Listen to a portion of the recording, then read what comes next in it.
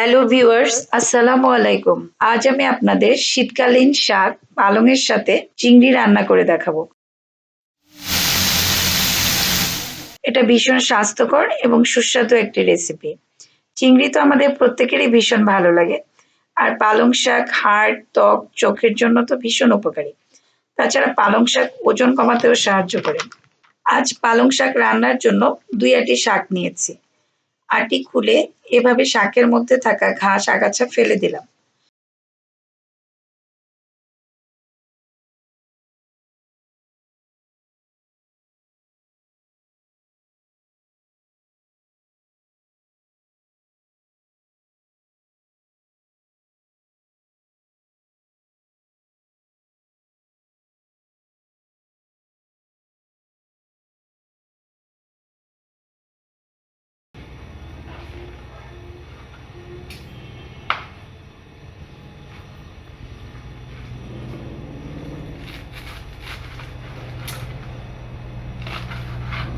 এবার শাকের গোড়াগুলো কেটে ফেলে দিলাম।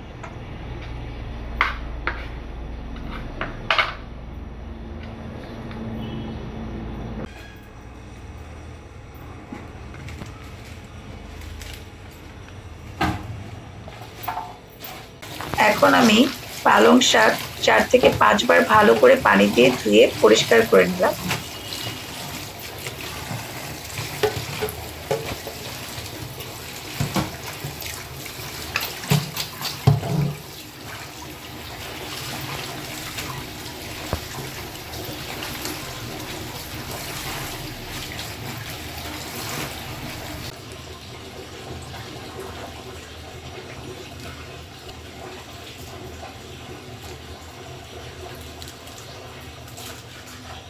এবারে আমি শাক এভাবে কেটে নিচ্ছি।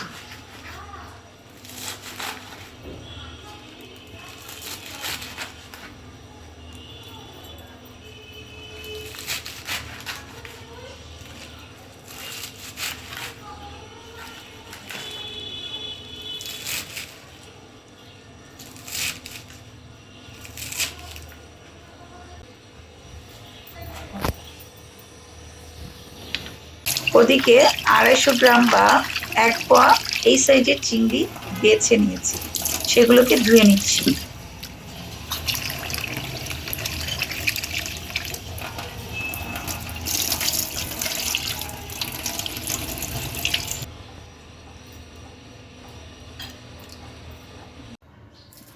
এখন ৮-১০টি কাঁচামরিচ ফালি করে নিচ্ছি,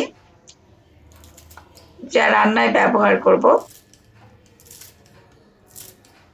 ৫-৬ কোয়া রসুন থেতো করে নিলাম।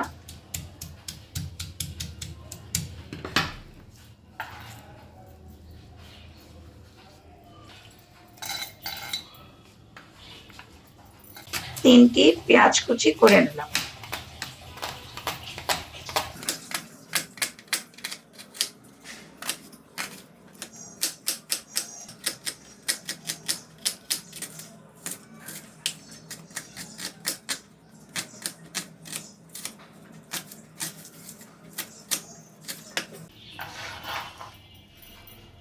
এবার একটি কড়াই নিলাম। কড়াই একটু গরম হলে সেখানে ৪ টেবিল চামচ তেল গরম করে নিলাম। এবার তেলের মধ্যে থেতো করা রসুন ছেড়ে দিলাম।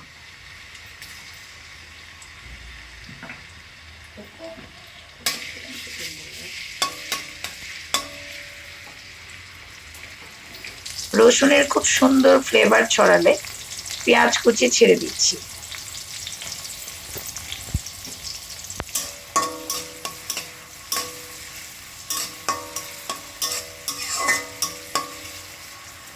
এগুলো একটু ভেজে নিয়ে চিংড়িগুলো তেলের মধ্যে দিয়ে দিলাম।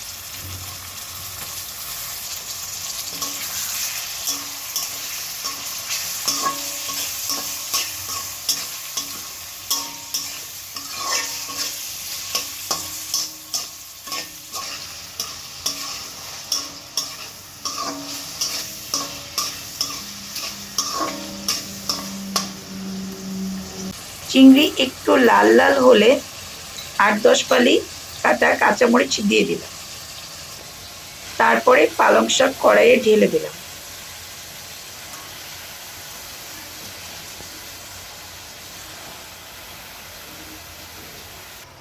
এবার ১.৫ চা চামচ লবণ, ১ চা চামচ হলুদ গুঁড়া দিয়ে দিলাম। তারপরে শাক এবং চিংড়ি নেড়ে চেড়ে দিচ্ছি।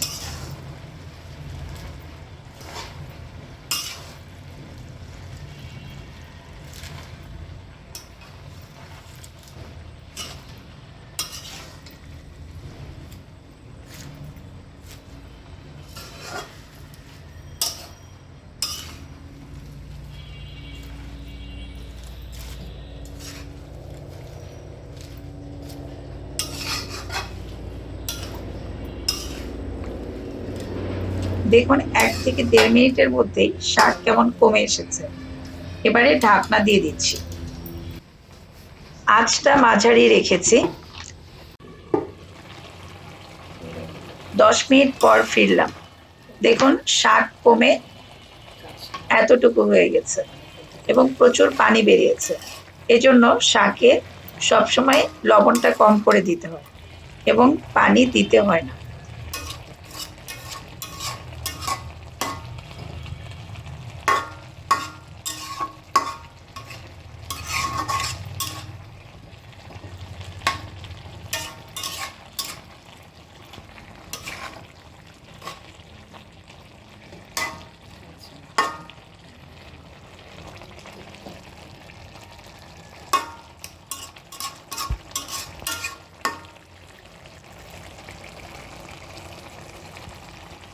যাই হোক, আমি আবারও ঢাকনা দিয়ে দিচ্ছি।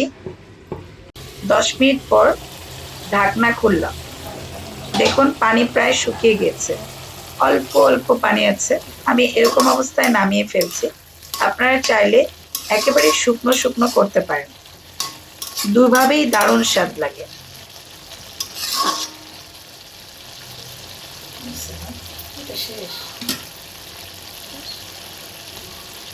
আমি শাক নামিয়ে ফেলছি।